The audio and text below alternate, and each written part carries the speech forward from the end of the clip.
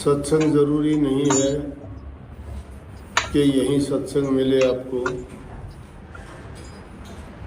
कि उसमें भीड़ इकट्ठी हो, लेक्चरबाजी हो।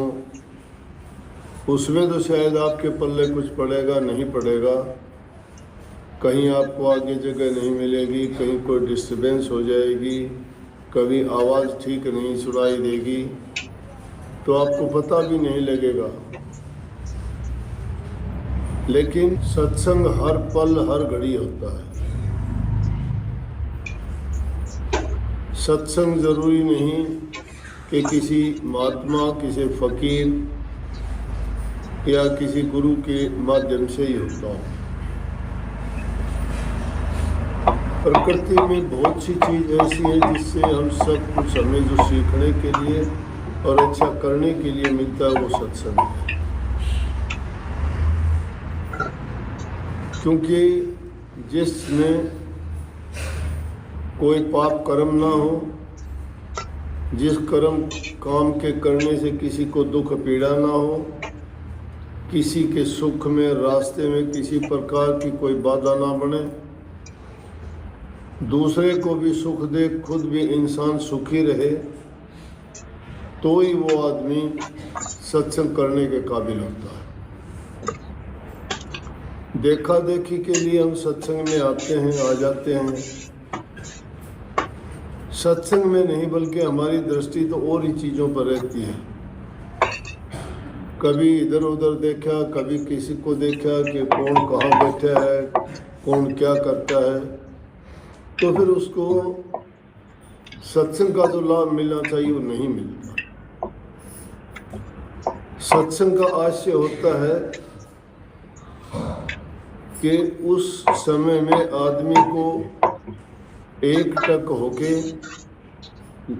अपने मन को एकाग्र करके उस बात को सुनना चाहिए।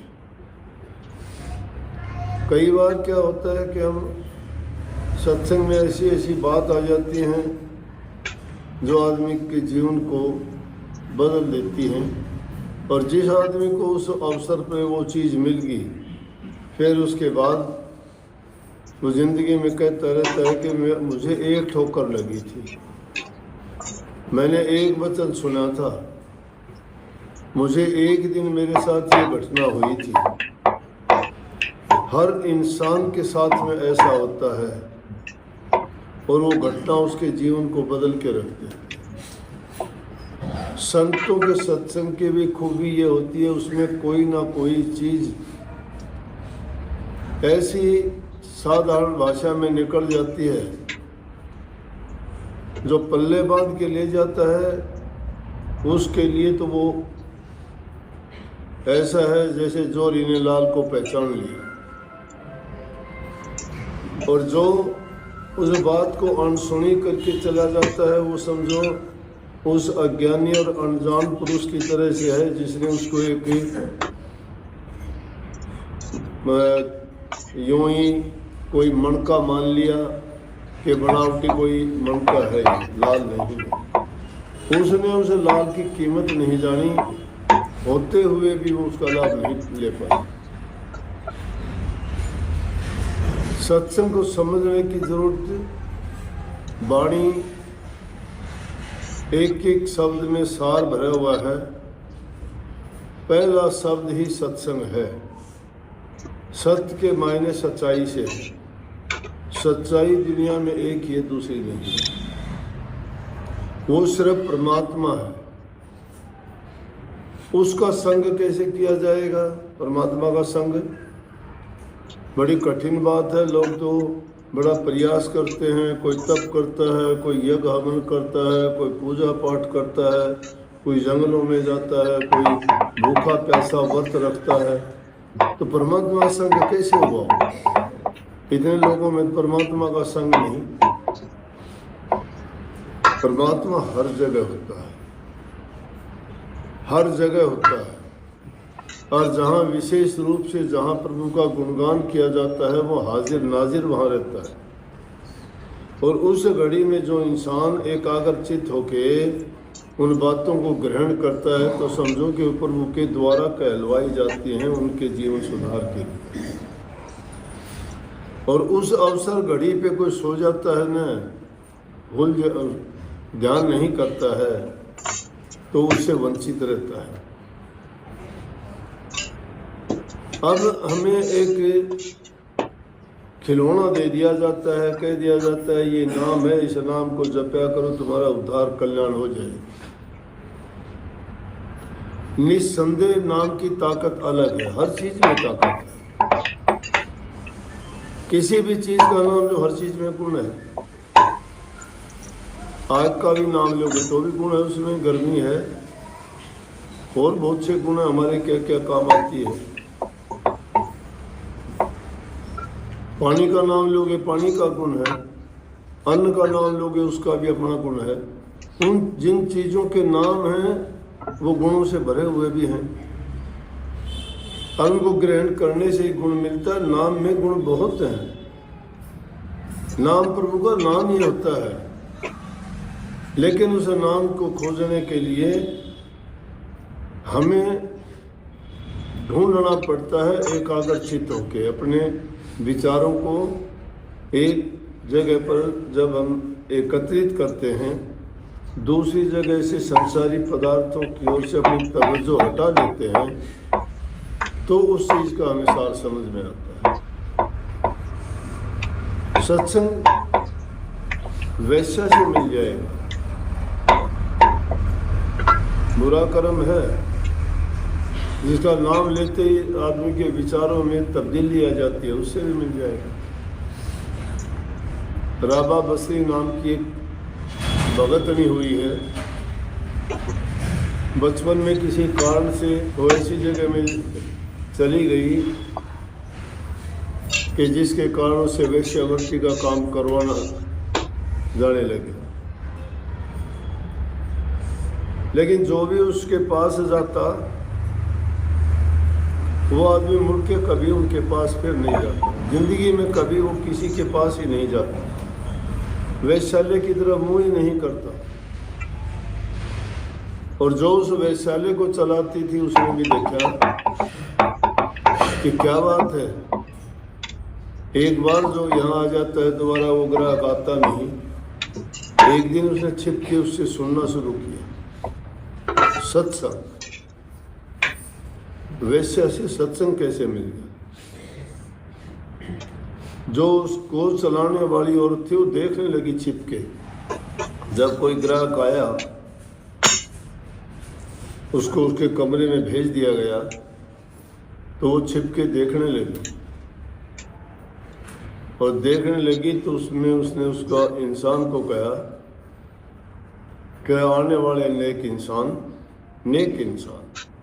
वहाँ तो बुरे ख्याल लेके जाते हैं, पहली चोट इंसान के विचारों पर होगी। नेक इंसान बोल दिया, नजर नीची होगी कि एक वेश्या मुझे नेक इंसान कहती है। मुझे पता है किस जगह में आया हूँ, मैं क्या कर्म करने आया हूँ।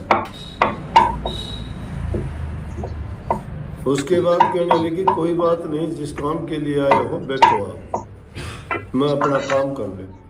उसने एक मूर्ति थी अपने देवता की, उसने उसके ऊपर पर्दा डाल दिया।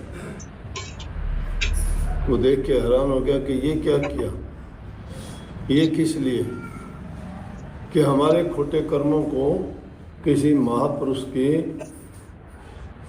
हाजिरी में हमें उनको नहीं दिखाना चाहिए। और तुम मुझे भले इंसान नजर आते हो, हमारे पास यहाँ अच्छे इंसान नहीं आते।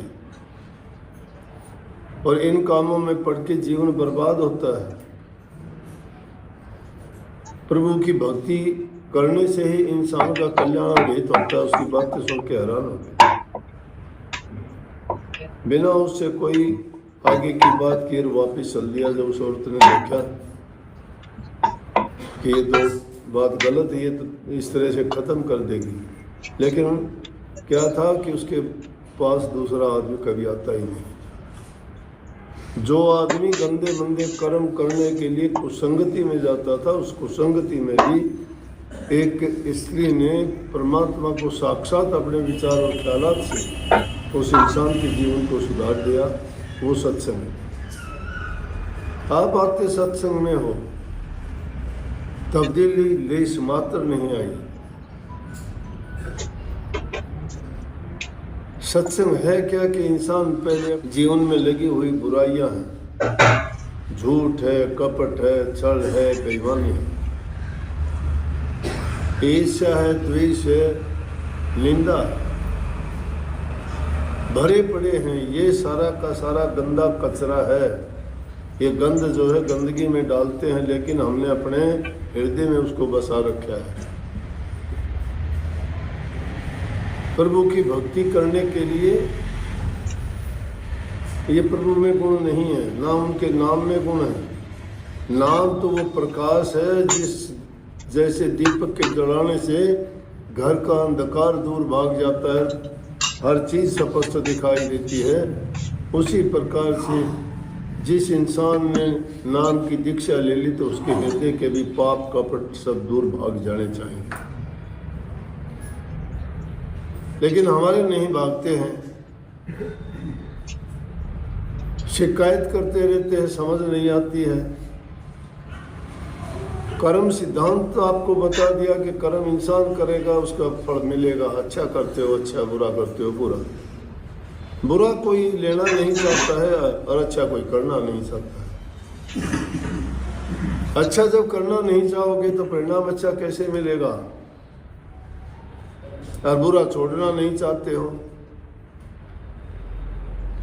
बाणा ऊपर से बदल लेने से कुछ नहीं, हृदय को जब तक पाक और पवित्र नहीं बना लेते, उन दोषों से मुक्त नहीं हो जाते, उन पापी विचारों को अपने हृदय से काट निकाल बाहर नहीं करते, तब तक नाम के लायक नहीं है। नाम उसी हृदय में ठहरेगा जिसका हृदय पवित्र है। गुरु का नाम लेने के बाद में तो जब रोजाना घरों की सफाई करते हो, किसी चीज में बदबू आती है, किसी चीज पे कोई जंग लग गया है, बार बार रगड़ के उसको साफ कर देते हो, लेकिन अपने हृदय को नहीं जानते क्या उसमें कितने पाप हैं, नहीं जानते कि कितनी बुराइयां हैं। उनको कभी उस बर्तन की तरफ से, घर की तरह से झाड़ू या पोछा या कोई चीज लगा के उनको साफ कर देते हो। इसी प्रकार कभी हृदय के मैल को नाम रूपी साबुन से धोते हो क्या? कभी उसकी झाड़ू निकालते हो क्या? नहीं। वो नाम किस लिए आपको सजाने के लिए थोड़ा दिया था, उस नाम की कमाई करने के लिए आपको दिया था कि उस नाम का अभ्यास करोगे, तुम्हारे अंदर की सफाई होगी, हृदय पवित्र होगा, बुराइयां निकल जाएंगी, अच्छे गुण उसमें जब हृदय में भर जाएंगे तो अच्छे पेड़ को मीठे फल लगते हैं। नेक कर्म जब करता है इंसान, पुण्य कर्म करता है, उसका फल भी अच्छा होता है, करके देख लेना। लेकिन उसके लिए कष्ट इंसान को होता है, उठाना पड़ता है। बिना कष्ट के किसी को मिला नहीं करता, लेकिन हम करते, हम तो संसारी गृहस्थी आदमी हैं। पेट भरने के लिए भी हमें पहले क्या करना, भूख लगती है, बैठे बैठे तुम्हारा पेट नहीं भरता, उसके लिए उद्यम व्यवसाय कर्म काम करते हो। कोई नौकरी करता है, कोई खेती करता है, कोई दूसरा व्यवसाय करता है। अगर इसकी जरूरत ना हो तो कोई भी कुछ नहीं करेगा, लेकिन नहीं करेगा तो उसका पेट नहीं भरेगा। कर्म करना ही जरूरी है, कर्म का ही प्रतिफल मिलेगा। एक दूसरे को देख के हम कितना वो करते हैं कि मेरा ऐसा नहीं है, वैसा नहीं है। इन चीज़ों को देखने से इंसान की बुद्धि भरम जाती है। जो कुछ है वो तुम्हारे करने से होगा। ये दुनियादारी के पदार्थ अगर मिल भी जाएंगे तो तुम्हारे काम पे नहीं आने वाले हैं। ये चंद रोज के सुख हैं, फिर नहीं दिखाई देंगे। साथ जाने वाली चीज तो एक नाम की कमाई है। नाम प्रभु का नाम है, और उस नाम में ये गुण है कि उनको, उनकी भक्ति करने से, उनको याद करने से इंसान में सत्य का बल आ जाता है। सत्य का बल सत्य का संग करने से आएगा। सत्य का संग करने से संतुष्टि आएगी। सत्य का संग करने से समभाव आएगा। बड़ा छोटा, गरीब अमीर, बलवान और कमजोर का सवाल